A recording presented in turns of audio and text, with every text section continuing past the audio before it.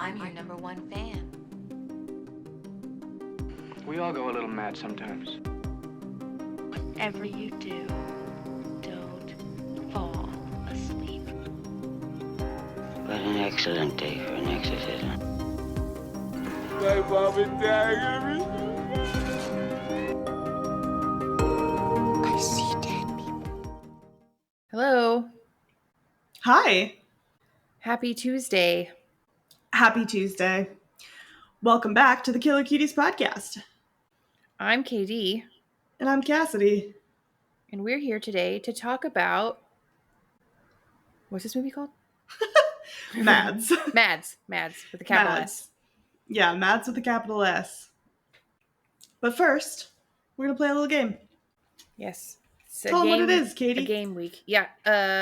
Well, we have scoured the internet for some of the funniest reviews of randomly generated films. And we're going to have each other guess what films the reviews are about. Yeah. I have a feeling it's going to be pretty easy, but... These are, FYI, movies that we have done episodes on, so... Only not 165 to choose from. Yeah, not incredibly random, but... Mm-hmm. Yeah, randomly generated from a list of the movies about which we have done a podcast. Yeah. Mm-hmm, mm-hmm. Okay, I'll give you one first, and then you have to guess the film. Okay. Okay, this is from Letterboxd. Click now. Horny bisexual granny is dying for young, fresh meat. X. Yep. Nice. Okay. Oh, it's my turn. Okay. It's your turn. Sorry, I was so locked in. I was ready for more. Okay. Mm-hmm. Easiest one first. Twinkies aren't even that good, but if my good friend Woody likes them, then I suppose I do too. Zombieland. Yes. Oh, yeah. He does seem like he'd be a good friend. Yeah? Yeah. Sure. Easy one. Okay. I really liked the part where it followed them. If it's not It Follows, that'd be really funny. But I am gonna guess It Follows. It is It Follows. That's a good one, yeah. Mm-hmm, mm-hmm. All right. Next one for you. Before you make any big decision, just wait 5 minutes. What? Before you make any big decision, just wait 5 minutes. Okay, it's a movie in which if somebody had waited 5 minutes... Maybe less than 5 minutes. The Mist. Yes. Oh, bro. Oh, gosh. Yeah, maybe just 90 seconds, really. Yeah. Yeah. Yeah. Oof. Well, what are you going to do? Yikes. It's kind of a longer one. Okay. A film made the way in which cinema is meant to be seen, so that the asshole sitting next to you, scarfing down popcorn like a rabid squirrel, actually feels like an asshole, in addition to merely being one. Oh, a movie that would make someone who's scarfing down popcorn feel like an asshole? Mm-hmm.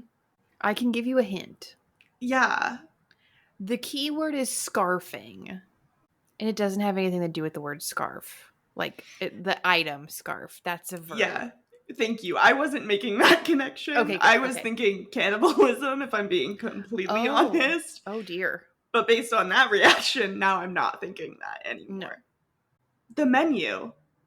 No. Oh. Perhaps like a rabid squirrel also? Think about somebody scarfing down popcorn like a rabid squirrel. Like, imagine that in your little mind's eye. Yeah. What movie would you not want to be doing that during? What, like, if you're in the movie and you're doing that? A Quiet Place. A Quiet Place. That's okay. Yes. Yes. Mm-hmm. Mm-hmm. Valid. Yeah. All right. Men only have 2 moods. 1, I am insane with anger. And 2, we're gonna beat your ass, bitch. What? Is this the one that it's a quote? Yeah, that's the 2 lead actors. One is saying each line. What was the first line? What? I am insane with anger. What the fuck? Is it a comedy? No. That part is funny, but it is not a comedy. Okay. if that helps. Oh, shit. Okay. Men. Yeah. 2 men. I'll say they're attempting to be intimidating during this part. Sounds like a break-in. Kind of. Okay. Kind of a break-in? There is someone on their property they do not want there. Or something on their property. Tremors? No. That is a comedy. You're right. Yeah. Shoot, I need more. Perhaps someone is invading their property. An alien? Is it M. Night Shyamalan? Shyamalan? Shyamalan? Yes, it is. Okay, that really does narrow it down, but I can't remember the name of the movie. Signs. It's Signs. Okay. It's when they're like running around the house trying to, because they think someone like. Oh, that's right. Yeah. Yes. Mel Gibson's like, I am insane with anger. Oh, shoot. That one was hard. Yeah, that was a little hard. Okay. I will accept 2 answers for this one. Okay. Oh. This would never happen to me because I avoid other people at all costs. Something with people, obviously. Yes. Interacting with people. So many movies are about interacting with people. Yeah. 2 answers makes me think there's an original and a remake. Perhaps. Dawn of the Dead. No. I could give you another review. Yes, please. Okay. Gotta learn how to say no, bro. The hit classic Yes Man starring Jim Carrey. No. Funny though. Gotta learn how to say no. Would you like another hint? Yeah. It is an original and remake. I kind of figured that. And you Speak No Evil? Yep. Oh, yeah. Yeah, you do have to learn how to say no. Yeah. It's crazy. Yeah. That's good. Mm-hmm. All right, I think you can get this one. Okay. I don't really know what I expected, but there was way more Bill Clinton screen time than I was both mentally and physically prepared for. Long legs? Yes. Which is so true. Honestly, yeah. Like, we knew it was set in the 90s, thanks. Just really had to drive it home. Funny. Since seeing that, I've wondered if the police station in which they were filming, maybe it was a soundstage, I don't know. But if they were filming in a soundstage, if it had a picture of the current president in it, or not a soundstage. I'm going to start over. If they were filming in a real police office, I'm going to start over.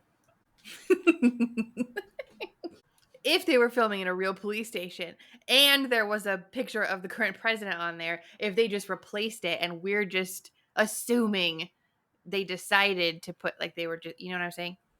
Got it. Like, it was more just they have this. We should put the one of this time period there. Yeah. Rather than we're making a police office, put Bill Clinton in there. Exactly. Yeah. Who's to say? Oz Perkins. Let us know. Oh, I was going to ask Nicolas Cage himself. But... Great. Either one. All right. Your turn. Has a doctor ever killed your father and you used voodoo to get him back? Yeah, me too. Killing of a sacred deer. Yeah. That was the top critics review on Rotten Tomatoes. That's really funny. Mm-hmm. All right, this one I will accept 2 answers for as well. Thank you. This is going to be very easy, but I'm so glad Texas isn't real. The Chainsaw Massacre? Yeah, the one and only. This one should be pretty easy. It's definitely not the funniest one. Oh, okay. It starts in the woods in 1983 and ends up in some crazy fantasy land that I don't understand, but I love it nonetheless. In the woods in 1983? And then ends up in some crazy fantasy land. The first movie that came to mind is Mandy, but I don't think that's It's Mandy. It? Yeah. Oh, I was like, I don't remember remember that taking place in the 80s, so I was like, I don't think that's it, but It's Mandy. it did, yeah, it gave 80s vibes. It did give 80s vibes, yeah. Yeah. All right. Killing rich people got to be one of the best genres ever. The Menu. No, What? I know. Give me a hint. Let me look up another review. Okay. They're all so obvious besides that one. But I have to do it because it's funny. I really want to do a line of the Unicoke too. I don't remember what that movie's called. Killing of a Sacred Unicorn or something.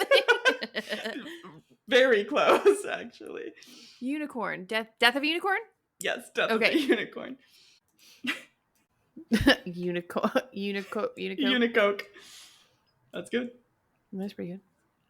Last one? Yeah. Never in a million years did I think a movie that would make me contemplate my existence would also have D.A.R.E Sandstorm in it.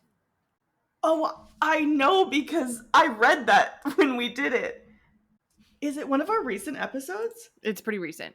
Yeah, I was like, I just read that review, so I know. But I don't remember which one had that song in it. I need a hint. It was in Europe, I think. And the main actor or actress is not European. And it was one of their first movies. That all made it more confusing. How? I don't know. Last 10 episodes. How many could that possibly apply to? Yeah, the ones I'm thinking of that we've done recently is like Under the Skin, but I don't remember. Is that it? Yeah. That was not one of her first movies. What do you mean? It was just one of the first ones, like before she really took off. Yeah. Tomato. I was thinking like first movie this actor has ever done, so I was like, oh, it can't be that. One of her early movies then. That was like around the same time as Avengers. Fine. It was a movie that she was in. She was in this movie. You still got it, even with a I bump did. clue. Sorry. I don't know why I'm apologizing. You apologize. No. All right, last one for you. Okay. This is going to be hard because you don't know character names. No. I wish Randy had a letterboxed. Randy Mm-hmm. from Scream? Mm-hmm. Is it Scream? No. Oh. What the fuck? 2. Yes, it's Scream 2. Okay. I mean, I was right. You were right. Thank you. I just, had to draw it out. It's the last one. Yeah. Wow. Fun. That was fun.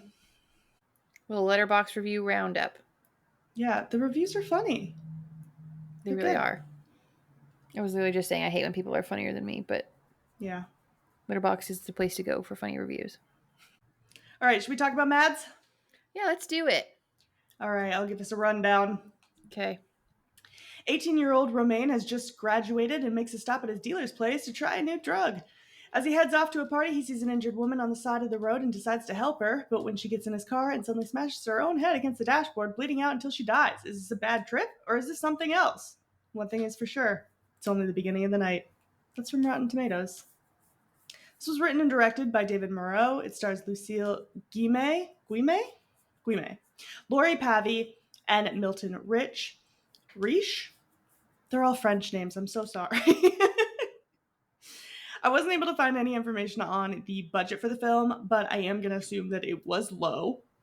It did make $49,816 at the box office. However, that number is just from the 2 countries that it released theatrically in, which was Romania and Hungary.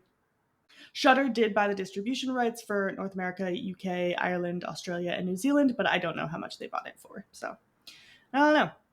It currently has a 6.4 out of 10 on IMDb, a 3.5 out of 5 on Letterboxd, a 67% audience score, and a 94% critic score on Rotten Tomatoes. Wow. Yeah. People Critics like it. watched it. People thought it was fun. Yeah. They watched. Yeah, they saw it. They said, that's a fine film. Yeah. Wow. Well, who do we agree with? Tune in next week to find out. Just kidding. No. In a couple minutes. Yeah, we'll let you know. Yeah. Well, the biggest fun fact about this film is that it was shot in one take. Well, not one take, one shot. It's one continuous shot. Yes, there are no cuts. No cuts. They did 5 takes, though, Mm-hmm. to get it. Got it on the last... The last take they did is the one that we see. Yeah. And it was the last take they were allowed to do, basically, with the budget constraints. Yep. They only had 1 week of rehearsal with the crew, and then they had 1 week with the actors on set, which I think they also rehearsed with the actors not on set and then got time on set. And basically at the beginning they were just using like an iPhone to figure out what angle they wanted the shots from and stuff, because they didn't have all of the actual equipment that they needed yet. Yeah, 1 week of crew, 1 week of rehearsals, film, 1 week of filming. Crazy. Yeah.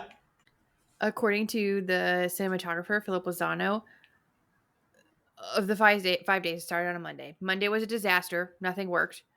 Tuesday, they had technical challenges. Wednesday, there was a huge storm. They almost had to cancel. They did get their first full take on Wednesday, but it wasn't that great. The 4th take, they made it through. The director didn't love it. And then the 5th take, everyone nailed it. And he said, Philip Lozano said that the actors, the director, everyone was crying. The director made them hold that last shot longer than he'd done on any of the previous 4 takes. So after that, there was just this huge sigh of relief throughout the entire production. Yeah. Fun. Yeah, that would be a wild thing to do. I think it was like after the 2nd day, Moreau said that multiple people came up to him and were like, I think we need to write in a few cuts. Like, I don't think we're going to be able to do this. We need to figure out like where we can cut if we can, just in case. And he was like, no, we're doing this. We can do this. And just power through. Because that was, the entire reason. That was the premise of the movie, basically. Yeah. In real time, one continuous shot. It was inspired by the 2015 film Victoria. Mm-hmm. And the director, Moreau, felt that that technique added realism that made it seem like almost like a documentary. Yeah. And that movie's almost 2.5 hours long. Holy shit. Yeah. So that one's even crazier. One Cut of the Dead is also one cut, right? That's the point. One Cut of the Dead is one cut, but it's the last 30 minutes. Yes. Is the one cut. Yes. Of the Dead. Yeah. So it was only 30.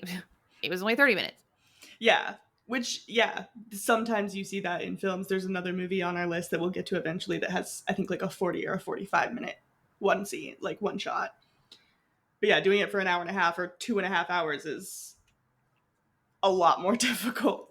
Yeah.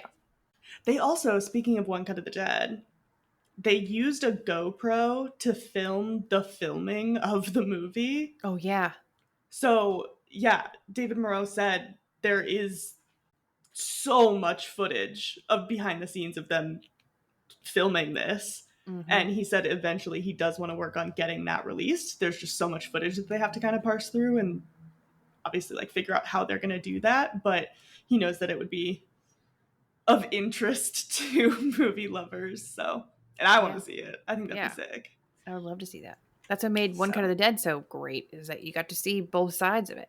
Yeah, and then the secret third side at the very end. So. Yeah. Yeah, I definitely hope that he follows through with that and actually releases it.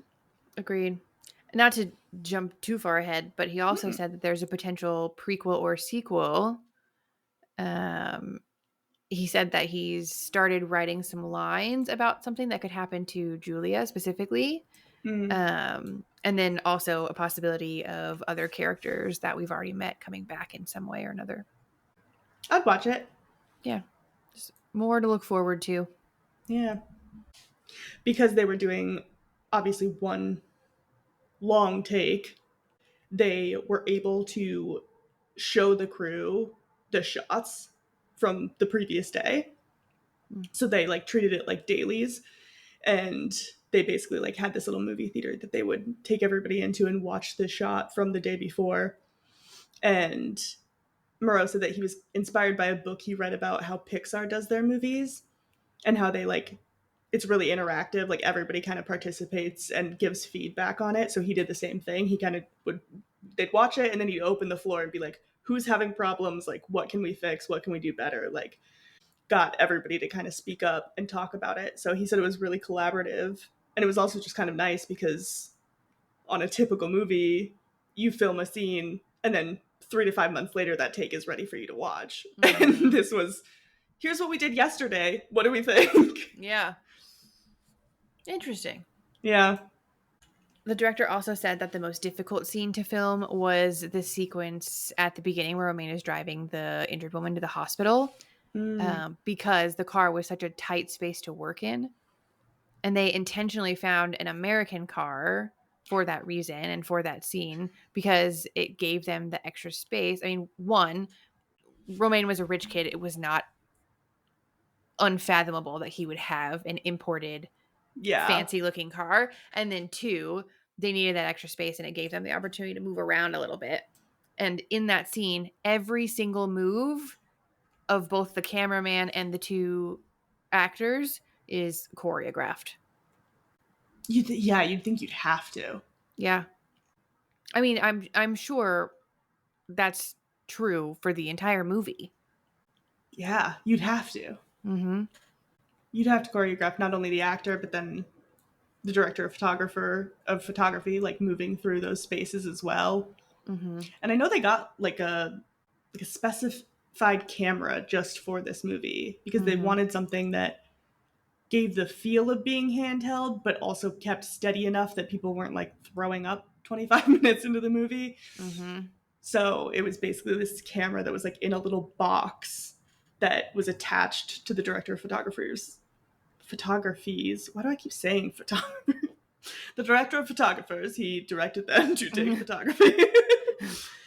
No, but yeah, it was basically like strapped to his chest so he could move around, and because he had to, I mean, he was getting on and off cars, he was getting strapped in where they needed to follow people on moving vehicles, and he said it was a very physical job for him. Yeah, he was the only cinematographer for the entire production. He was the only one with the camera. It was the only camera, and it is to this day the only rig like that in the world.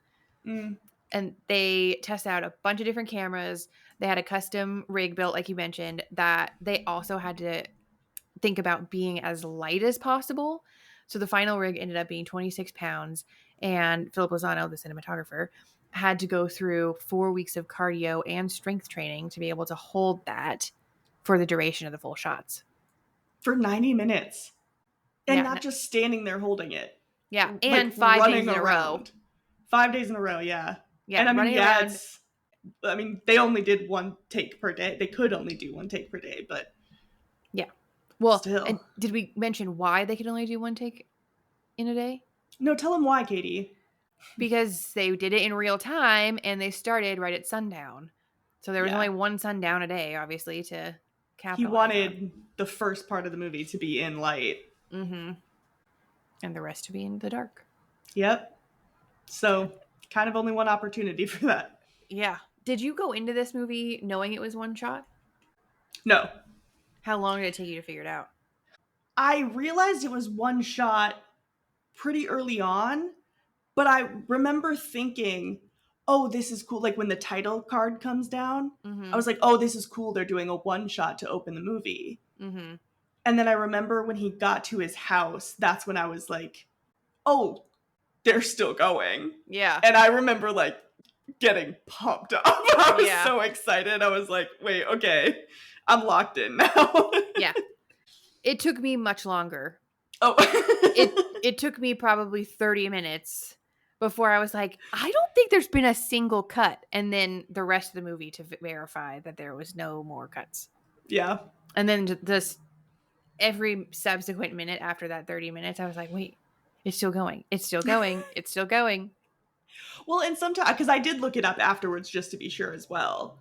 Because that's what I thought was happening, but I Yeah. was like, just in case, because sometimes you can't. There are ways to hide it if Yeah. you want to, like when you move the camera one way or, you know, going into a dark area. Those are times when typically you'll cut and keep going Mm-hmm. because you can hide it that way. But yeah, I was like, oh, this is a cool like one shot opening. And then I think when he's like taking his clothes off and getting in the shower and it just kept going, I was like, oh, what am I in for? Yeah. Yeah. Maybe my favorite fun fact here was that they obviously had to scout a location that allowed them to go into all the different buildings, go down all the different amounts of streets, drive a certain distance. The stretch of location that they found is over the course of 6 miles. So throughout the film, they move 6 miles in that time. It's crazy. Just like the thought of like having to find the perfect 6 mile stretch of location is insane. Yeah. And they basically shut down that entire area because they were You'd have moving to. through it all so fast. Yeah. Yeah. I mean, you couldn't. Yeah, it's not like you get a day to shoot here, a day to shoot there. It's all happening. So, Mm-hmm. another fun fact just about the final take that they did. Milton Reich, who plays Romaine, got hurt on his final shot of his scene in that like final take. Oh no. And to the point where he had to go to the hospital. Oh my god. So as soon as he got done with his section, he was going to the hospital and they just like had to keep going because this is again the final chance that they had. And so David Moreau was talking about how that kind of just like escalated everything because now they're all worried about him while they're also trying to finish this and knowing this is their last chance. And he's like, I don't know if that helped or hurt, but like we were all just worried about him and trying to make it through. And it's just a lot of pressure on that last day. Yeah, seriously. Yeah, I wonder what would have happened had they not gotten it. They would have had to settle for a worse take. I guess so. Yeesh. Yeah. We touched for a second on the inspiration, how there was one particular movie that the cinematography at least was inspired by. But the director, Moreau, began conceiving the idea after he had a nightmare about a bad trip. Then he came up with this sort of concept of taking a drug that causes a disease instead of fixes it. And then, just like a series of events, he got startled by an actor in Zombie Moulage that was filming an episode of The Walking Dead. And he took that as a sign from the god of zombies that he should make his movie. I like it. Yeah, me too. Sometimes you just have to wait for the god of zombies to tell you what movie to make. Yeah. I'm still waiting. God of Zombies, hear me now. God of Zombies, please visit me. Sasha Rudikawa is the actress who plays the woman in the bandages at the very beginning. Mm-hmm. And in real life, she does acting, but she's also a model, probably more well known as a model. And her whole kind of like shtick in modeling is her very angelic features and like how beautiful she is. Yeah, and so when she auditioned for this movie, she basically told Moreau, she's like, I really want to do this because I want to change that public perception of myself. Like, I want to do something that's gritty and weird and kind of goes against that. I love that. Yeah, and then they worked together to create like a whole backstory for her character too. So his idea was that she's basically patient zero and she's this woman from Eastern Europe who was abducted off of the streets and she was taken to this lab for experimentation. And basically her story, they kind of wanted to speak to how powerful people will prey on people who don't have status or power, which I thought was kind of interesting. They really put thought into that backstory. Yeah, interesting. Very interesting. The director also said that when asked what the film symbolizes to him, it's about the uncertainty of the future and how there were going to be major changes. Maybe they'll be good, maybe they'll be bad. But even if it's dark, we're all in it together. Yeah. It's kind of sweet. That is kind of sweet. I'm not sure if that's what I personally got from this movie. I don't think so either. If I had to speak on it, I would probably say I didn't pick that up, but it's nice. Yeah. I always think it's interesting though when you like find out bits and pieces like that of their intention behind it when it doesn't always translate. Like I guess I can see it now that he said it, but when I'm watching it, I'm not really feeling like a we're all in this together type of feel. No, certainly not. Yeah. I mean, I guess everybody in the movie had a pretty grim outcome. So in that regard, they were all in it together. That's true. All into together, passing the virus from person to person. Yeah. Yeah, nice. But also there were actually a good chunk of people who thought that this was about like political discourse and there was like a political affiliation with the meaning. And he said straight up, that's not the case. That was not his intention. All art is political. Yeah. Well, yeah. But I get that wasn't his. I think the political aspects that they were probably thinking of maybe weren't his intention. Yes. Yeah. Okay, last fact for me. Lori Pavi, who plays Anais, so good in this, by the way. Mm-hmm. Fantastic. I think there weren't really any bad performances, but I feel like she's the standout. Sure. But apparently after they finished their final take, she was like talking to David Moreau. She's like, what did I do? Was it good? Like she basically just blacked out. She was like so into it that she's like, I don't even remember what I did. Was it good? Is it usable?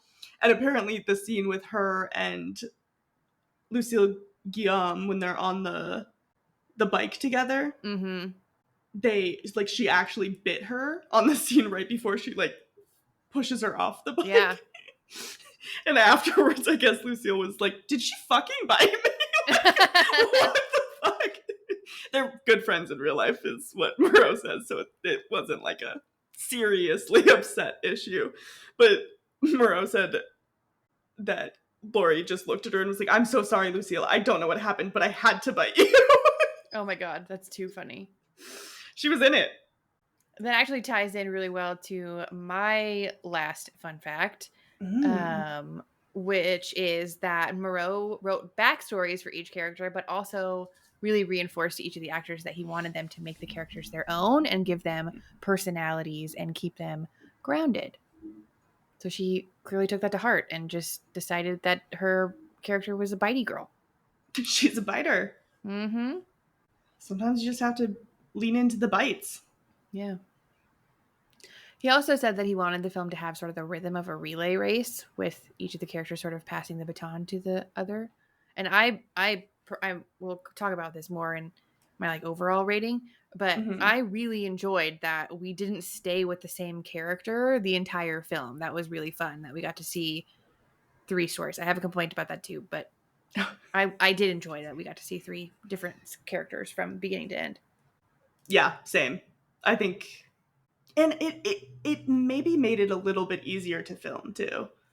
Because he talked a lot, like in a lot of interviews I saw him just like kind of casually referencing the three parts and like each person kind of had their 40 minutes of their story and that was probably enough for them. Yeah.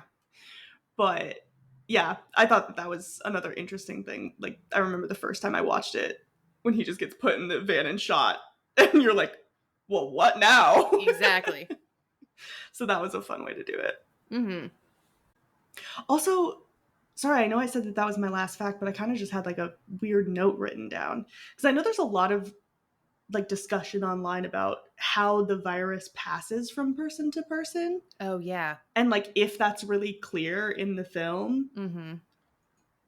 I did finally find in one interview David Moreau kind of speaking on it where he said he did leave it intentionally vague. Yeah. Because he doesn't want people to fully 100% know if this was all actually happening or not.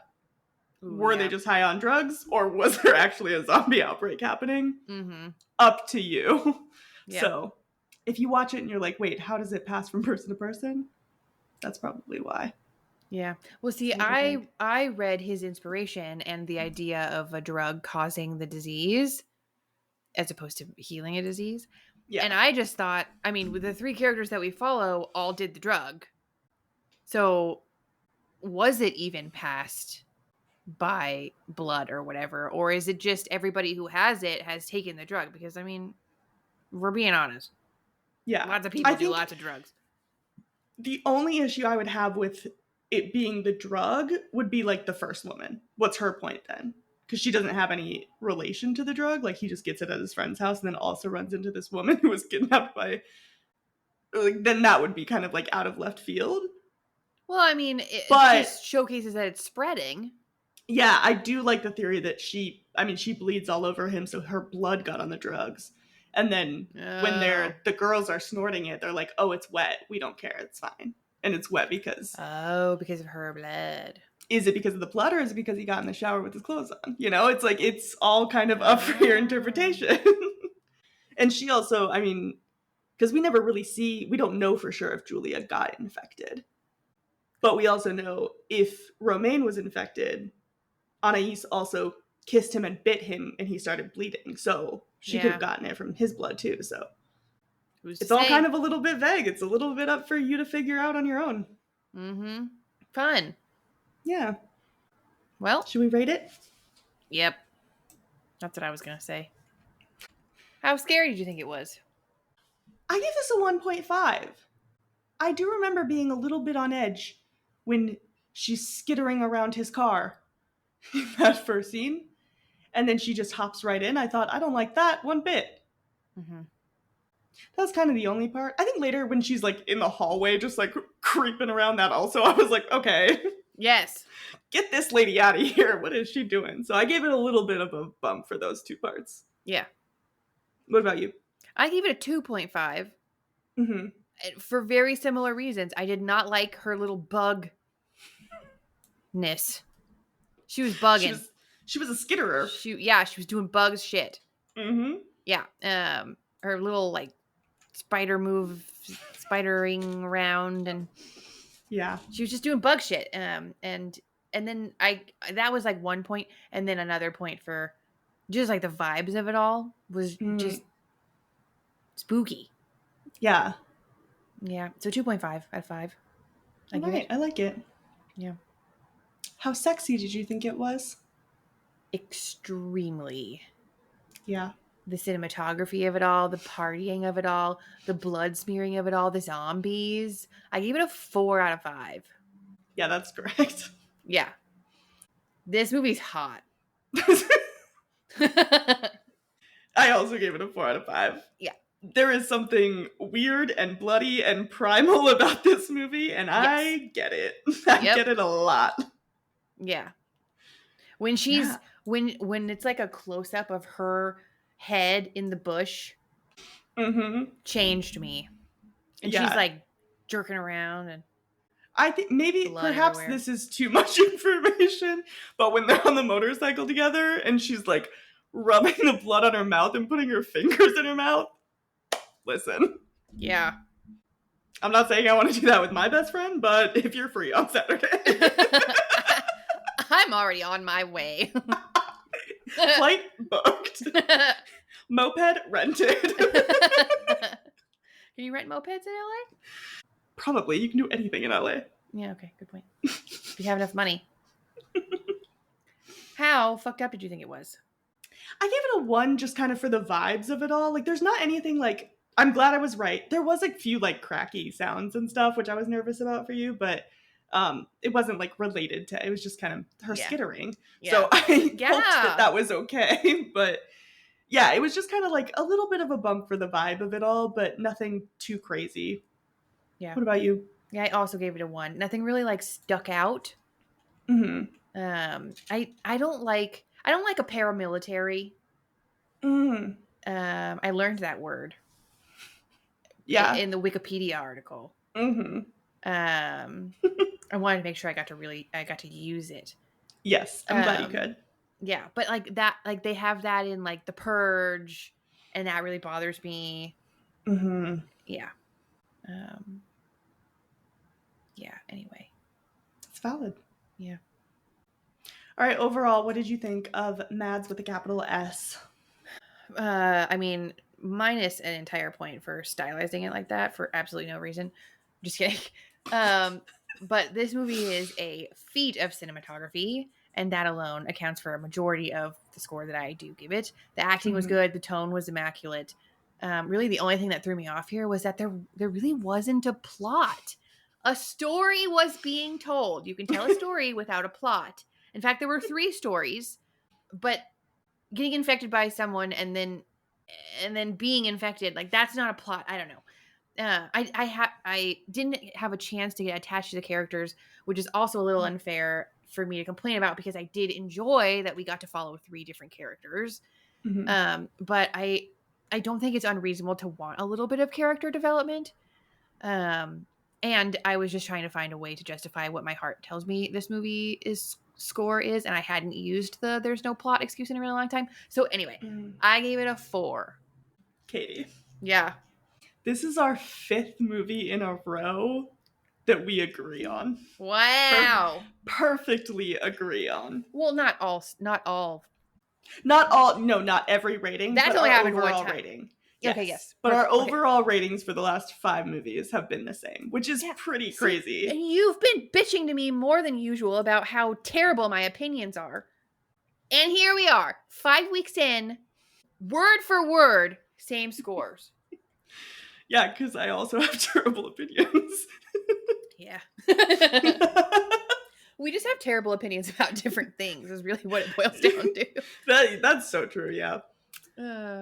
Anyways, I did give this a 4 out of 5 as well. I think this movie is incredible. I think it was in my top 10 for horror movies last year. When it came out, I remember watching it and being like, oh, this is going on the podcast for sure. I'm going to make Katie watch this. So yeah, it was just one of those ones that I heard good things about, but didn't know anything. And going in blind was such a treat. And yeah, I agree. I don't think there's a very intricate plot going on. But for me, I think this movie it's not about the plot. No. It's about the making of the movie. Mm-hmm. And I kind of feel the same way about One Cut of the Dead. I mean, they do a better with adding in these characters and backstories and stuff like that. Yeah. But when it really boils down to it, like, it's about the feat of what they did rather than the plot. Mm-hmm. And so that to me is like a little bit more forgiving, where I'm like, I'm not going to nitpick it as much as I would another movie because it's simply not about that. Yeah. And that's why it still gets a 4 out of 5 and not like a 2.5 out of 5, you know? Yeah. I mean, you also have all the acting. You have the acting's the incredible. vibe and the tones. Yeah. It's just all good. Yeah. I want more. And maybe it's because now I've seen it twice. But yeah, now I'm kind of like a little bit attached to the characters more because like when Romaine got taken away this time, I was like, I kind of miss Romaine already. Like, bring her back out, you know? Yeah, bring back the party. Yeah. But yeah, this movie's just a really, really fun ride. Yeah, so fun. Yeah. This The real is question also the is... first one in a long time that I have, like, immediately, not in a long time, but immediately after watching it, been like, who can I make watch this film? Because it's not going to be Dylan. Dylan can't watch it. But, like, somebody's got to watch this. I have to be the one to recommend this movie to someone. Immediately. The way I was waiting for this to fit into our calendar. I wanted someone else to watch it, too. Yeah, it's a good one. Good. Yeah, anyway. Would you survive? No. Oh. Would you? Yeah. No way. No way. So which character are you? And I will disprove you right now. First of all, I'm Romaine. I'm on my way to a party. Guess what? Not picking up a hitchhiker. Oh, someone skitters into my vehicle? Guess who's getting out and calling the 911 immediately? Me. This guy. Okay. Absolutely not. That woman is not getting anywhere near me. Okay. So are you telling me that you don't go to the party after that? And you're telling me that you don't do the cocaine? Well, it depends on how long it takes for the police to round up this woman who just skittered into my vehicle. But here's the idea. We have to decide, is it the drugs? Is it the blood? I think it's from her blood. So if she doesn't kill herself on me, then my drugs are fine and I can snort my red cocaine just fine. Who's to say that she doesn't still kill herself on you even though you're not driving her to the hospital? Because I am removing myself from the situation. This man sees a woman covered in bandages with no tongue, skitter into his vehicle, and he gets right back in and says, "What's up? Can I take you to the hospital?" That's insane. We gotta start saying What is no. he doing? No. Well, see, I think I didn't put you in his shoes. I put you in the shoes of one of the women in the film, which could be a little unfair of me. But like, which one? Am I the one whose boyfriend just cheated on her, or am I the one who just cheated with my friend's boyfriend? Because I'm neither. And is How dare also you? pregnant. I would never be pregnant. So whichever one's not pregnant, that one. We'll start there. But Yeah. like, I'm also not snorting cocaine though. but I also don't think that you're saying no if someone's trying to smear blood on you. Well, yeah, but that doesn't happen until like. Also, if I'm Julia and my friend's like, "Hey, come pick me up somewhere," and I roll up and she's covered in blood with bullet wounds in her stomach and twitching all over the place, respectfully, I'm driving away and calling for help. Like, I can't be a part of that. That's crazy. I think your primal instinct would take over and you'd be like, "Oh, you're covered in blood." Exactly. No, that's more of like a like a. Let me hold you while I take you to the hospital. That's what you would do. And then you get I think blood all I over would. you. She was twitching a lot. She was acting a lot. Also, Julia lives, so if I'm her, easy peasy. No way does she live. I'm mopeding away. They're writing a sequel with her. Well, but how long does she live through that sequel? She's probably only the first 40 minutes. Yeah, at least 30 to 40 minutes. She's infected. You think? Yeah, with the giggling, the laughing uncontrollably. That's one of the signs of the time. See, I kind of thought that was just her, like, losing relief. Yeah. Not even relief, just like, oh, everything's fucked. Yeah. Like, almost like a hysterical giving up. Yeah. But I guess that's another part that could be open for interpretation. Mm-hmm. I don't know. You can live. That's fine. I don't. Which one are you? You're snorting the red them. cocaine. Yeah. It's true. You are in your rebellious era. I had one Zin, okay? I feel like your mom. I'm like, Katie, no more Zins. Enough. We left it on the counter of the hotel for whoever came in next. That's on that. Free yeah. Zin. I can't imagine it would be good. It's not. It sucked. It was ass. Yeah. How that company's in business is beyond me. It's probably the addictive aspect of it. Keeps people going. I guess I was trying to think if I did, but I don't feel addicted to it at all. Yeah. Well, one usage, feeling disgusted, and then leaving it on the counter. All good signs for you. So. Wait, but what do you just get addicted to it the first time? I mean, I think that there are some people who do, but there's probably also people who just like don't find it disgusting the first time they do it. And which is crazy. Going. Tell us in the comments why you do Zin. Let us know what you're addicted to and how that started. No, don't. I'm so sorry if you're dealing with that. That's terrible. Yeah, no. Yeah. Anyways, I don't know. Maybe if I was one of the girls, the hitchhiking situation, no, like that's just, nobody's getting infected because that's not happening. Mm-hmm. Also, I don't smoke, so I'm not even pulling the car over. True. Oh, yeah, that's true. That's the only reason he pulled over in the first place. Mm-hmm. If my friend was bloody, her behavior was strange, though. That would be scary. Yeah. I'm gonna eat your fucking face, Julie. I wonder if that was scripted. I don't know. That's my favorite line from the whole movie, though. Yeah, it's a good one. There's like not a whole lot of lineage happening in the movie. There's not a whole lot of dialogue. Yeah, not really. It's mostly like clicking, bugging. Just like, bug I'm noises. pregnant with your boyfriend's baby. Yikes. Yikes.